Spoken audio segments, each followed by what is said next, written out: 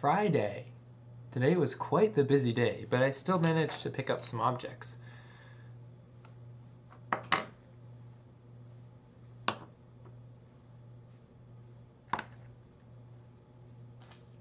This is actually a three-part one, broken half and broken thirds. And then this one, ooh, I love this one. Had a lot of fun imagining the possibilities with it.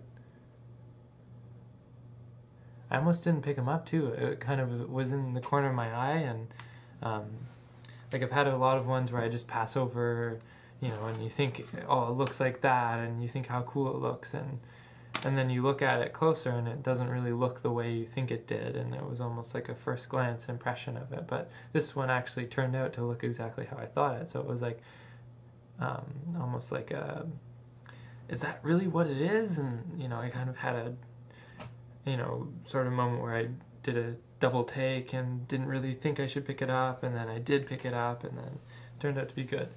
Yeah, it was a pretty busy day though. I ended up making good on those 2 boxes of acrylic that I had cast, and finally getting on the milling machine and being able to just mill down those boxes to kind of a smaller version without the plastic casing around it, and to get it nice and smooth. Their end result, I sanded them and buffed them today as well, which was a lot of work, but the end result I thought was pretty successful. I'll show you some pictures too, but you can kind of see what I'm getting at with this.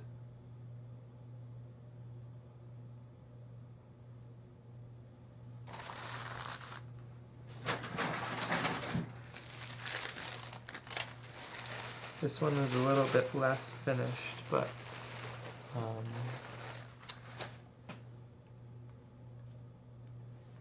perhaps that's a good thing, going with the aesthetic of how there's all that crud and stuff in there. I really like this one actually.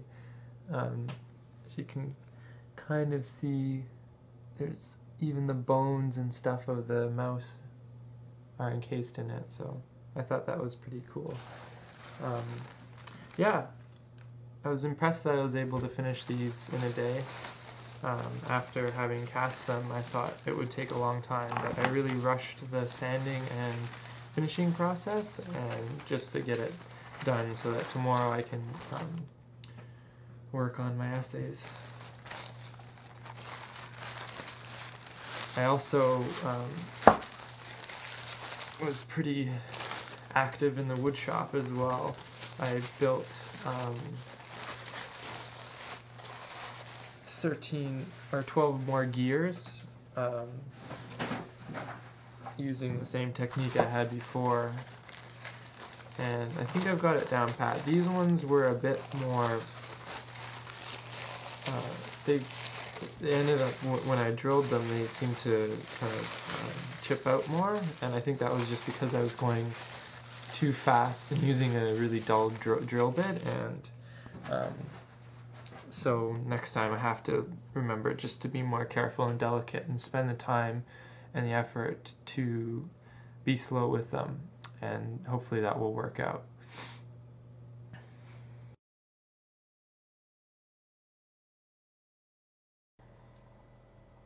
Saturday and more object finding. I don't usually go out of the house on Saturday.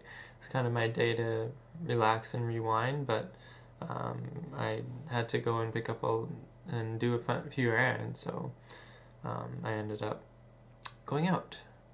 And every time I go out and walk by myself, it seems like objects find me, and now I'm forever entombed, it seems, in this ever ongoing process of looking, because everything seems to be, when I go out, tied to that.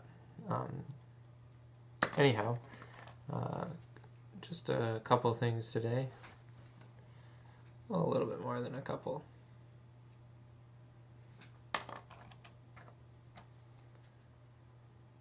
Thought this one was kind of interesting.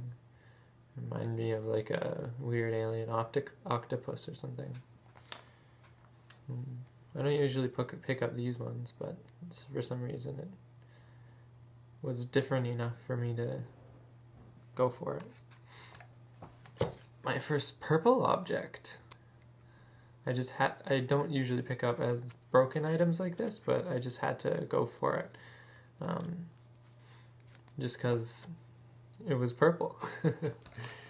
And lastly, something that was actually found in my backyard that had piqued my curiosity, and I really liked it as a piece of wood. It was really simple, and I don't know. Anyhow, yeah, hopefully these will be a good vocabulary for my next set of stop motion. I think I've done a lot in a week in terms of these objects. I mean, this is a bag of the week. I'm doing a week bag now to go with my full bag that I showed in class, and I think that will be a really good way of organizing them all, and eventually I'll probably have like 8 or 9 bags that will all be just different categories of stuff and just amount to the kind of scale and size of all these objects, but we'll see. Throughout the week, I also was able to work on a blog that I've been building up, and I just kind of went through my pictures of all the stuff that I had taken since 2009 even, so I felt like it was really necessary to get these images somewhere and get them on something so that I could have kind of this vocabulary brought up. So I started a Tumblr account and was able to add all these images and the stuff that I've been doing up until now, and just kind of improve, you know, ways of contact with people. So if someone comes up and asks me, hey, what do you do? What do you do? I can just show them this blog. And I mean, it's not very extensive. It's only about 8 pages of imagery, but I felt like it was a pretty useful task to be able to get what I wanted out of it in terms of displaying these images. And so I'll give you a link to that, and maybe update some of the things as well as I go along, to go in conjunction with this journal. I also was able to finish my drawing, and I thought that this week it was definitely getting another place that I haven't really explored with my drawings, and that is kind of these straight linear forms.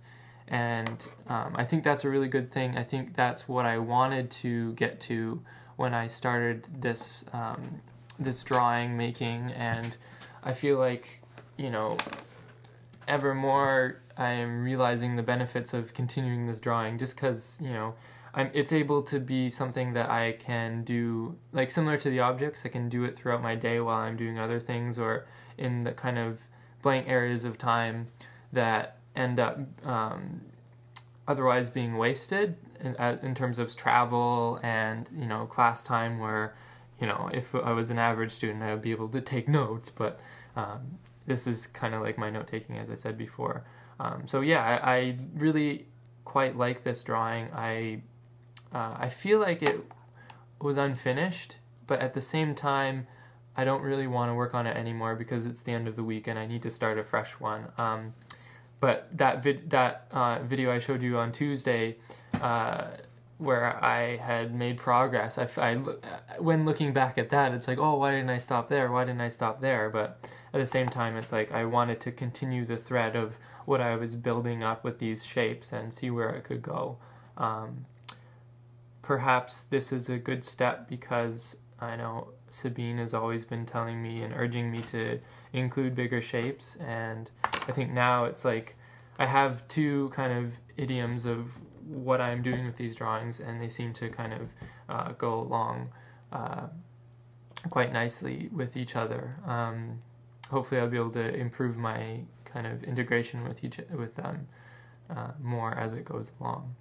I also was working on separate stop motions from my object making ones, and I wanted to include them in my blog as GIFs, and these were of the objects that I had made for Sabine, which were very well received. Her whole family loved them, and I was happy to have taken the time and effort to make them. But I couldn't really fathom how to make GIFs, and I was wondering how I could do that.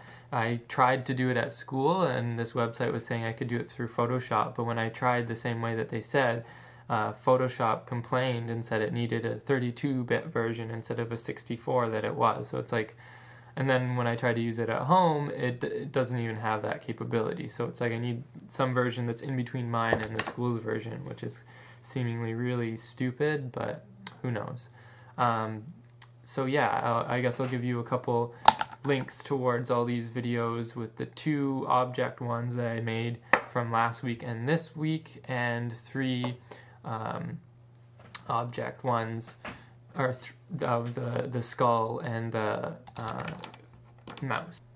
So this concludes journal number 8. I hope you enjoyed, and I'll see you in class.